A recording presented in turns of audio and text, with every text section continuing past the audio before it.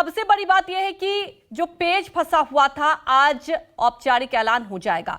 लोगों को क्या इससे समझ में आता है और इसका कितना इंपैक्ट इस बार लोकसभा चुनाव की बात की जाए, अगर हम दिल्ली लिहाज से समझें तो कितना अलग होगा, क्योंकि आम आदमी पार्टी और कांग्रेस एक साथ चुनावी मैदान में आएगी।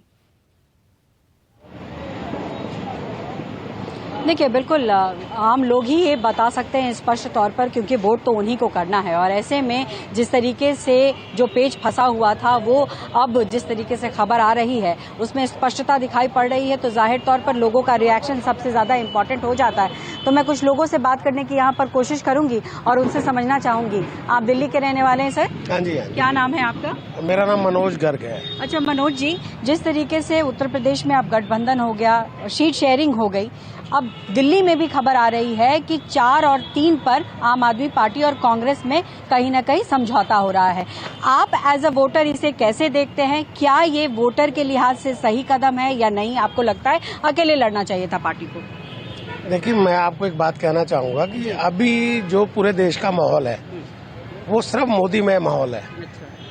अब वहाँ कहीं भी इस गठबंधन ये कहीं भी नहीं टिक पाएगा, क्योंकि जो माहौल है दिल्ली में, मुझे लगता है, अभी मैंने देख रहा था टीवी पर, जो सीटें कांग्रेस को दी गई हैं, जिन सीटों पर भाजपा मजबूत है, वो सीटें आम आदमी पार्टी ने जानबूझकर कांग्रेस पार्टी को दी हैं। उन्हें पता है कि ये लोग इन सीटों पर नहीं जीतेंगे और उन सीटों पर आम आदमी पार्टी भी जीतने वाली नहीं है। जबकि 5 सीटों पर last time Congress second number पर थी, आम आदमी 5 सीटों पर 3rd नंबर पर थी। फिर भी आम आदमी पार्टी ने, गठबंधन तब होता है कि सेकंड पर जो पार्टी रही है उसको 5 सीटें दी जानी चाहिए थी, तब कहीं मुकाबला होता। भाजपा के जो वोट थे लगभग 56% वोट थे और दोनों पार्टियों के वोट मिलाकर लगभग 40% थे। अगर ये गठबंधन भी होता है तब भी मुझे नहीं लगता है दिल्ली जैसी शहर में लोग मोदी जी को छोड़कर इनके गठबंधन को वोट करेंगे। आप क्या सोचते हैं? बीजेपी।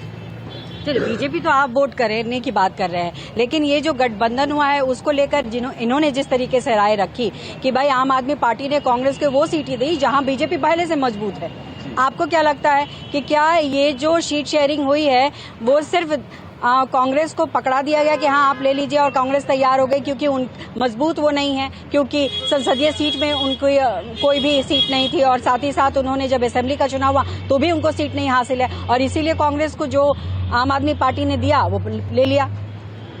जी, इसीलिए क्योंकि कांग्रेस पहले थे, मजबूत पार्टी थे।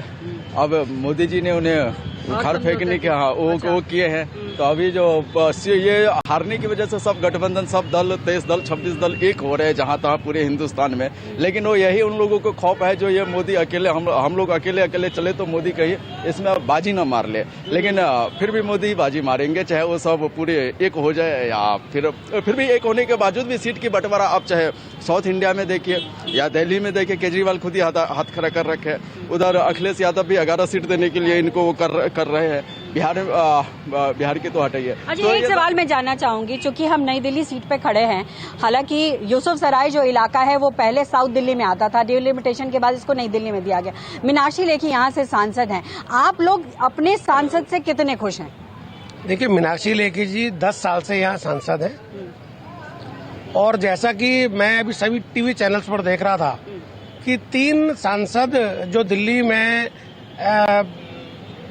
एक मनोज तिवारी जी, गौतम गंभीर जी और मीनाक्षी लेखी जी, इनको ये कहा गया है कि ये अपनी सीट पर दोबारा जीतने जा रहे हैं। कोई भी नहीं, मैं आपसे ये जानना चाह रही हूँ, आप अपने सांसद के बारे में। मैं उसी बात पर आ रहा हूँ कि जब कोई सर्वे आता है, सर्वे आप लोग हम जनता से करते हैं, तो जनता का कहना ये है कि मीनाक्षी लेखी जी ने जिस प्रकार के काम किए हैं, बिल्कुल पल्लवी, तो देखिए कुछ लोग काम से संतुष्ट हैं, लेकिन इस गठबंधन का क्या असर होगा, ये लोकसभा चुनाव के लिए कितनी तस्वीरें बदलेगी, क्या समीकरण होगा, ये एक जरूर समझने वाली बात